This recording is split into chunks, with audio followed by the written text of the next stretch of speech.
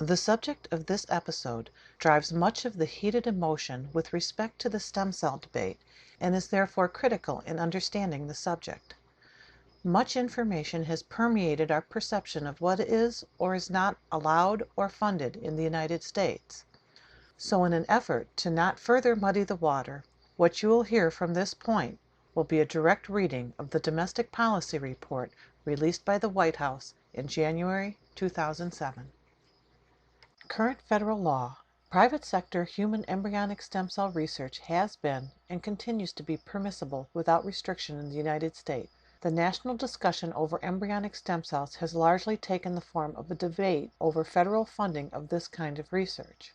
Every year since 1995, the annual HHS Appropriations Bill has contained language known as the Dickey-Wicker Amendment that prohibits federal funding of research in which human embryos are destroyed or subject to risk of injury or death. In 1999, a year after human embryonic stem cells were first derived in the lab, the Clinton administration argued that as long as the actual destruction of embryos is performed with private dollars, research on the immediately resulting line of stem cells could qualify for federal funding, since it technically would not be research in which embryos were directly destroyed with federal funding. That technical reading contradicted the intent of the law and would have meant that taxpayer dollars would be incentivized the destruction of embryos, since knowledge that federal funding would be available once the embryos were destroyed could provide a direct encouragement to engage in that destruction.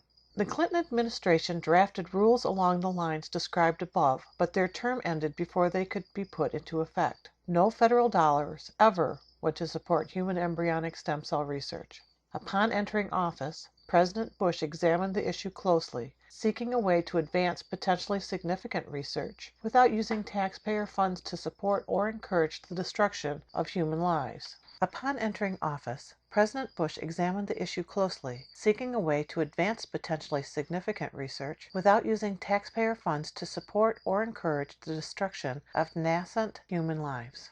On August 9, 2001, President Bush announced his new policy. Research on lines of human embryonic stem cells that already existed could qualify for funding, since those lines were created without any taxpayer-funded incentive, and the life and death decision on the embryos had already been made. Lines created subsequently would not be eligible, so that federal dollars would not further encourage ongoing embryo destruction. The President's policy marked the first time the federal government ever made funding available for human embryonic stem cell research. Embryonic stem cell lines available for federal funding. For more than half a century, the federal government has funded biomedical research through the National Institutes of Health. This support reflects the great value Americans place on the development of treatments and cures for those who suffer afflictions of health. But such support has never been offered indiscriminately or without ethical and moral restrictions. Researchers and institutions that accept federal funds must abide by many ethical strictures, including regulations governing the use of human subjects in research. Controversies surrounding morality of certain scientific undertakings have given rise to disputes over federal funding. When making decisions that involve moral and ethical issues plus taxpayer dollars, responsible public policy dictates caution. The debate about whether the federal government should support research that involves the creation or destruction of human embryos naturally falls into this category of policy.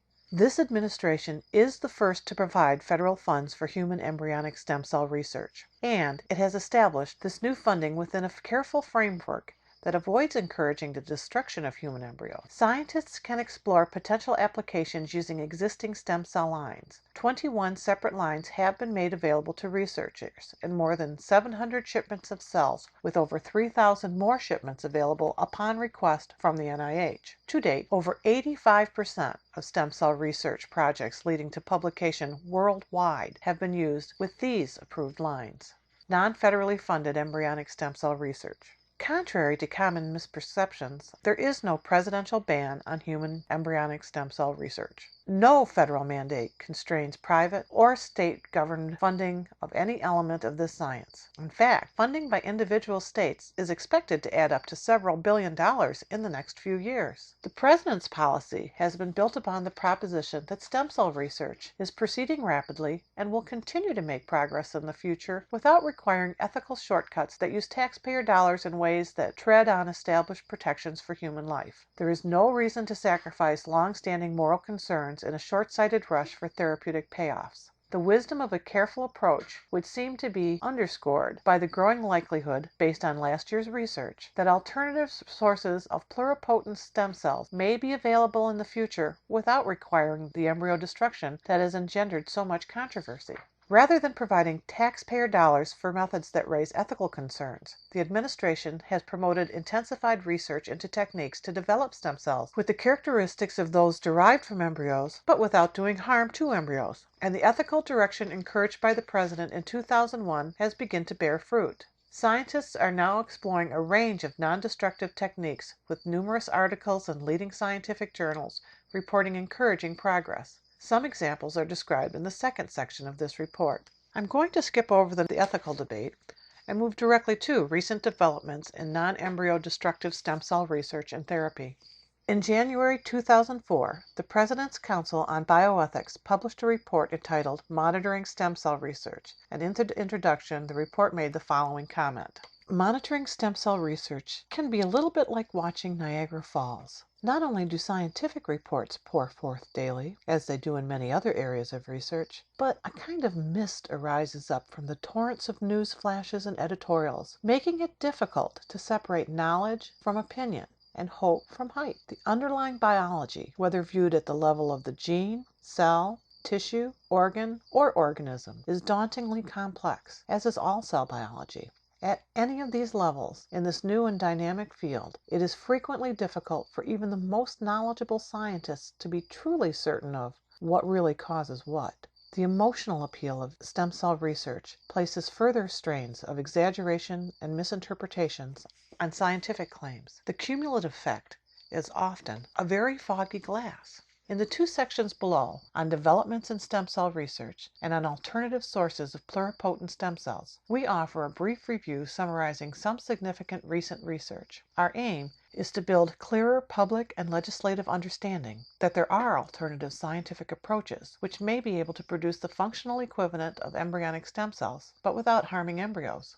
Advances in adult stem cell research. While research on adult stem cells began decades ago, important new discoveries have been made in just the past few years. Scientists have found adult stem cells in many more tissues than they once thought were likely, including the brain, bone marrow, blood vessels, skeletal muscles, skin, liver, and other body parts. Given the right conditions, certain kinds of adult stem cells now seem to have the ability to differentiate into a number of different cell types. If this differentiation of adult stem cells can be controlled and sustained in the laboratory, these cells could become the basis of therapies for many serious common diseases and injuries. As examples of potential treatments, an NIH list includes replacing the dopamine-producing cells in the brains of Parkinson's patients, developing insulin-producing cells for type 1 diabetes, and repairing damaged heart muscle with new cardiac muscle cells following a heart attack. Scientists have also reported that adult stem cells may, in some cases, exhibit the ability to form specialized cell types of other tissues, a characteristic known as transdifferentiation or plasticity. Some experiments have even suggested that certain adult stem cell types may be pluripotent. Over the past few years, several examples of adult stem cell plasticity has been reported. Most evidence indicates that while embryonic stem cells are capable of becoming all of the cell types of the body, adult stem cells may be more limited. Adult stem cells can also be difficult to isolate.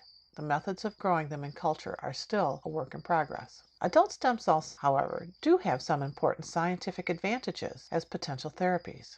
For one, since adult stem cells can be taken from the patient's own tissue, they are genetically matched and would not be rejected by that patient's own immune system, and this is one reason they have already been successful in treating many patients, while there are not yet any successful therapies derived from embryonic stem cells. As of January 9, 2007, there are currently 1,229 publicly available clinical trials related to adult stem cells, including 614 that are currently recruiting patients. There are no known publicly available clinical trials related to human embryonic stem cells. Over the last couple of years, clinical trials using adult stem cells have produced encouraging improvements in patients suffering a range of diseases and disorders, including leukemia, lymphoma, diabetes, advanced kidney cancer, and several inherited blood disorders.